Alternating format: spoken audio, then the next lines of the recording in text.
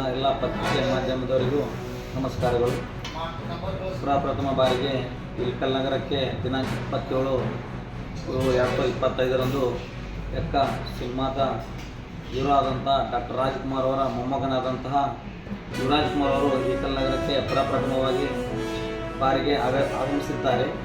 ಎಲ್ಲ ನನ್ನ power star Puneeth Rajkumar ಅಭಿಮಾನಿಗಳಿಗೆ ವಿನಂತಿ ಏನೆಂದರೆ, ಎಲ್ಲರೂ ಸರಿಯಾಗಿ 11 ಗಂಟೆಗೆ 27ರಂದು ಬಸವೇಶ್ವರ ಸರ್ಕಲ್ ಹತ್ತಿರ ಕನ್ನಡ ಚಿತ್ರದ ನಟರಾದಂಥ ಎಲ್ಲ ಅಭಿಮಾನಿಗಳು ಬಸವೇಶ್ವರ ಸರ್ಕಲ್ಗೆ ಬರಬೇಕಾಗಿ ವಿನಂತಿ.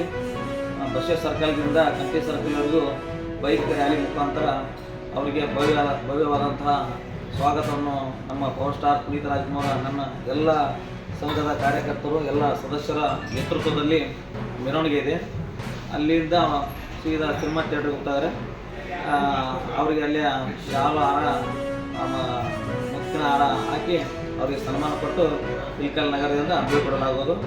ಆದಷ್ಟು ಎಲ್ಲರೂ 11 ಗಂಟೆಗೆ ನಮ್ಮ ಪವರ್ ಸ್ಟಾರ್ ಪುನೀತ್ ರಾಜ್ಕುಮಾರ್ ಅಭಿಮಾನಿ ಬಳಗ ಹಾಗೂ ಎಲ್ಲ ನಟರ ಅಭಿಮಾನಿ ಬಳಗದವರು ಬಸವೇಶ್ವರ ಸರ್ಕಲ್ಗೆ ಬರಬೇಕಾಗಿ ವಿನಂತಿ. ನಮಸ್ಕಾರಗಳು. ಕೃಷ್ಣ ಅವ್ರ ಗೌರ್ಮೆಂಟ್ ಇತ್ತು, ಸಿದ್ದರಾಮಯ್ಯನವ್ರ ಗೌರ್ಮೆಂಟ್ ಇತ್ತು. ಕೇಂದ್ರಕ್ಕೆ ಶಿಫಾರಸು ಮಾಡಬೇಕಾಗಿತ್ತು. ಲಂಬಾಣಿ ಬೋವಿ ಜನಾಂಗದವ್ರನ್ನ ನಾವು ತೆಗೆಯೋದೆಲ್ಲ ಮುಂದುವರಿಸ್ತೀವಿ ಅಂತೇಳಿ ಬೊಮ್ಮಾಯಿ ಅವ್ರ ಸರ್ಕಾರ ಇದ್ದಾಗ ನನ್ನ ಜೊತೆಯಲ್ಲಿ ಚರ್ಚೆ ಮಾಡಿ ಮುಂದುವರಿಸ್ಬೇಕಂತ ಹೇಳಿದ್ರು. ಯಾವ ಕಾರಣಕ್ಕೂ ತೆಗಿಬಾರ್ದು, ಅವ್ರನ್ನೂ ಮುಂದುವರಿಸ್ಬೇಕು, ಅವ್ರಿಗೆ ಅನ್ಯಾಯ ಆಗಬಾರ್ದು ಅಂತ ಹೇಳಿದ್ರು. ಆ ತಾಕತ್ತು ಎಂದಾದರೂ ತೋರಿಸಿದ್ರೆ ಯಾರೇನವ್ರಿಲ್ಲ ಪಾರ್ಟಿ ಒಳಗೆ ಜನರನ್ನು ದಾರಿ ತಪ್ಪಿಸ್ಲಿಕ್ಕೆ ನೀವು ಈ ಪ್ರಯತ್ನವನ್ನು ಮಾಡ್ತಾ ಇದ್ದೀರಿ. ಅಧಿವೇಶನದಲ್ಲಿ ಬರುವುದರೊಳಗಾಗಿ ಮೀಸಲಾತಿ ಜಾರಿ ಮಾಡದೆ ಹೋದ್ರೆ 16ನೇ ತಾರೀಕಿನಿಂದ ಈ ರಾಜ್ಯದ ಉದ್ದಗಲಕ್ಕೂ ನಾವು ಹೋರಾಟ ಮಾಡ್ತೇವೆ. ಕಾಂಗ್ರೆಸ್ಸಿನ ಮಂತ್ರಿಗಳು ಯಾವುದೇ ಕಾರ್ಯಕ್ರಮದಲ್ಲಿ ರಾಜ್ಯದಲ್ಲಿ ಭಾಗವಹಿಸಿದಂತೆ ನಾವು